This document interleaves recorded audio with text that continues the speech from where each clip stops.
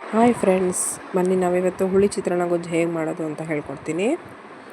ಮೊದಲಿಗೆ ಒಂದು ಬಾಣಲೆಯಲ್ಲಿ ಎಣ್ಣೆ ಹಾಕಿ, ಎಣ್ಣೆ ಬಿಸಿಯಾಗಿದ್ಮೇಲೆ ಸಾಸಿವೆ ಚಟಪಟ ಅಂತ ಆದಮೇಲೆ ಒಂದು ಅರ್ಧ ಸ್ಪೂನ್ ಮೆಂತ್ಯ ಕಾಳು ಹಾಕಬೇಕು. ನೋಡಿ, ಮೆಂತ್ಯ ಕಾಳು ಅದು ಚಟಪಟ ಆದಮೇಲೆ ಉದ್ದಿನಬೇಳೆ ಒಂದೆರಡು ಸ್ಪೂನ್ ಹಾಕಿದ್ದೀನಿ. ಚೆನ್ನಾಗದು ಹುರ್ಕೊಬೇಕು. ಕಡಲೆಬೇಳೆ ಹಾಕಿದ್ದೀನಿ. ನೋಡಿ, ಕಡಲೆಬೇಳೆ ಹಾಕಿದ್ದೀನಿ. ಈಗ ಇದಕ್ಕೆ ಒಣಗಿದ ಮೆಣಸಿನ್ಕಾಯಿ ಹಾಕಿದ್ದೀನಿ. ಹಾಗೆ ಸಣ್ಣ ಈರುಳ್ಳಿ, ಹೆಚ್ಚಿಟ್ಟಿರೋಂಥ ಸಣ್ಣ ಈರುಳ್ಳಿ, ಕರ್ಬೇವಿನ ಸೊಪ್ಪು ಹಾಕಿ ಚೆನ್ನಾಗಿ ಮಿಕ್ಸ್ ಮಾಡ್ಕೊಳ್ಳಿ. ಈಗ ಇದಕ್ಕೆ ಬೆಳ್ಳುಳ್ಳಿ ಹೆಚ್ಚಿಟ್ಟಿರೋಂಥದ್ದು ಅದನ್ನು ಹಾಕಿ ಚೆನ್ನಾಗಿ ಮಿಕ್ಸ್ ಮಾಡ್ಕೊಬೇಕು. ಈಗ ಇದಕ್ಕೆ ಅರಿಶಿನ ಪುಡಿ ಹಾಕಬೇಕು.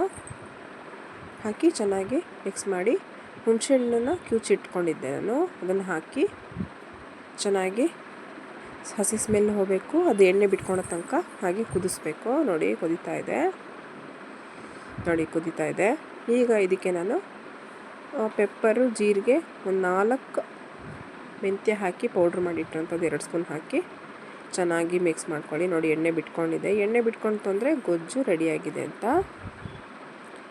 ಇವಾಗ ಗೊಜ್ಜು ರೆಡಿ ಆಗಿದೆ. ಇವಾಗ ಇದಕ್ಕೆ ರುಚಿಗೆ ತಕ್ಕಷ್ಟು ಉಪ್ಪು ಹಾಕಿ ಚೆನ್ನಾಗಿ ಮಿಕ್ಸ್ ಮಾಡಿ ಬಿಟ್ಟರೆ ನೋಡಿ, ಚೆನ್ನಾಗಿ ಎಣ್ಣೆ ಬಿಟ್ಕೊಂಡು ಈಗ ಹುಳಿ ಗೊಜ್ಜು ಚಿತ್ರಾನ್ನ ಥರ ಬಿಸಿ ಅನ್ನಕ್ಕೆ ಕಲಿಸ್ಕೊಂಡು ತಿನ್ಬೋದು. ನೋಡಿ, ರುಚಿಕರವಾದಂಥ ಹುಳಿ ಗೊಜ್ಜು is ready to eat. Thank you.